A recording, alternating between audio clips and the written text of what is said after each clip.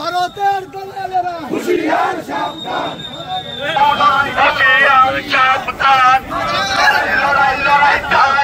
এবং শুভেচ্ছা জানাচ্ছি সেই সঙ্গে সংগ্রামী আগ্রাসনের বিরুদ্ধে ভারতের আগত পৌর বিএনপি যুবদল ছাত্রদল প্রশ্ন।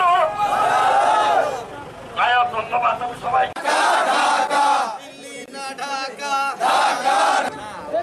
ছবি